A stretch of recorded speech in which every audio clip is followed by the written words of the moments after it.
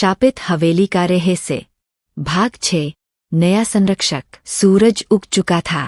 धूल में तब्दील हवेली की जगह अब सिर्फ राख और टूटी ईंटें थीं। आरव जमीन पर बैठा था, हाथ में खाली डायरी लिए। हवा में अब कोई फुसफुसाहट नहीं थी, पर उसे महसूस हो रहा था कि कुछ अभी भी बाकी है। वह गाँव लौटा तो सबने उसे घेर लिया। आरव बाबू, आप जिंदा कैसे बचे?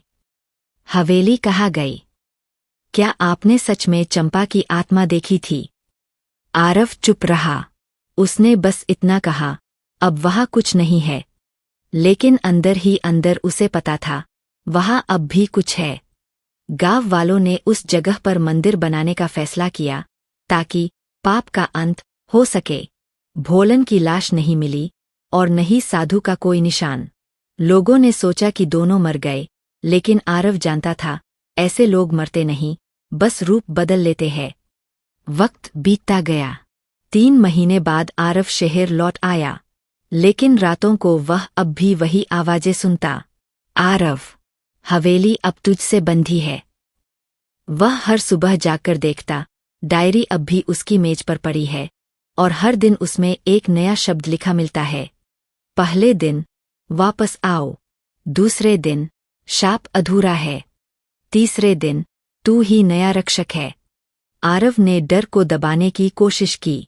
वह मंदिरों गया, किताबें पढ़ी, पर कुछ भी काम नहीं आया। एक रात उसने तय किया, वह फिर उस जगह जाएगा जहां हवेली थी। वह जगह अब पूरी तरह वीरान थी। मंदिर बनने की तैयारी चल रही थी, लेकिन पुजारी ने काम रोक दिया था। उसने आरव से कहा, बेटा, यहाँ कुछ ठीक नहीं है। हर रात मिट्टी खुद अपने आप हिलती है। हमें लगता है, ये जमीन अब भी जागती है। आरव ने मिट्टी पर हाथ रखा। उसे महसूस हुआ, नीचे कुछ धड़क रहा है, जैसे धरती का दिल। उसने हल्का सा खुदाई की, और वहीं एक पत्थर मिला जिस पर वही तांत्रिक चिन्ह खुदा था। वह बोला, ये खत्म नहीं हुआ। अचानक हवा चलने लगी। राख उड़कर आसमान में घूमने लगी, और उसी राख के बीच भोलन का चेहरा उभर आया। उसकी आंखें अब नीली थीं, आवाज शांत लेकिन ठंडी। तू आया, आरव। अब हवेली को नया रक्षक मिल गया।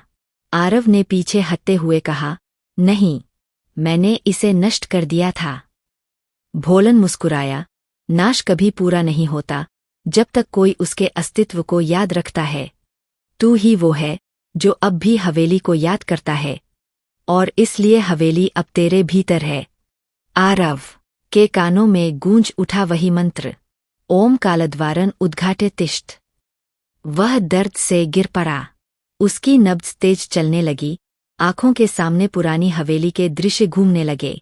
चंपा की हंसी, साधु का शाप, और वो जलती दीवारें, सब एक साथ उसके मन में लौट आए।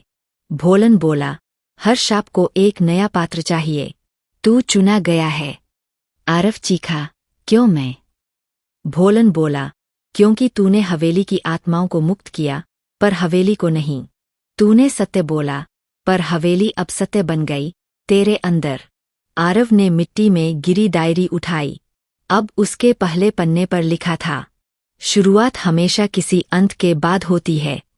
भोलन गायब हो गया। आरव को लगा जैसे उसके कानों में कोई धीमी फुसफुसाहट कह रही हो, हर सदी में एक संरक्षक हवेली की रक्षा करता है, जब तक नई आत्माएं उसे न धुआं लें। अगली सुबह गांव के लोगों ने देखा कि मंदिर की जगह रातों रात फिर से पुराने खंडहर बन गए हैं, और वहाँ एक पत्थर पर लिखा था, आरव बहादुर, हवेली का नया रक्षक। स्ट्रिख। कुछ साल बाद गांव में एक नया व्यक्ति आया, तपन नाम का लेखक। वह कहानियों के लिए पुराने रहस्यमय स्थानों पर घूमता था। लोगों ने उसे बताया कि यहाँ कभी एक शापित हवेली थी। वह बोला, शायद यहीं से मेरी नई कहानी शुरू होगी। रात को वह कैमरा लेकर उसी जगह पहुंचा। चारों ओर अंधेरा था, पर जैसे ही उसने रिकॉर्डिंग शुरू की, कैमरे की स्क्रीन पर एक चेहरा उभरा, आरव का। वह धीमे स्वर में बोला, अब हवेली का इतिहास तू लिखेगा। कैमरा गिर गया। जब तपन ने उठाया, वहाँ सिर्फ राख थी, लेकिन राख के नीचे एक नई डायरी रखी थी। उस पर लिखा था, शापित हवेली भाग 2 शुरू होता है। Strich.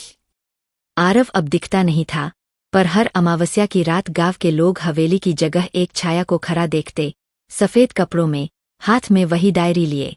कहते हैं, जो भी उस डायरी को छू लेता है, उसकी कहानी वहीं से शुरू हो जाती है, जहां पिछली खत्म हुई थी। और तभी एक और आवाज गूंजती, कहानियां कभी खत्म नहीं होती। Strich. अगला भाग 7, डायरी का श्राप। इसमें हम जानेंगे कि तपन उस डायरी को पढ़ने के बाद क्या देखता है और कैसे वह खुद हवेली के इतिहास का हिस्सा बन जाता है।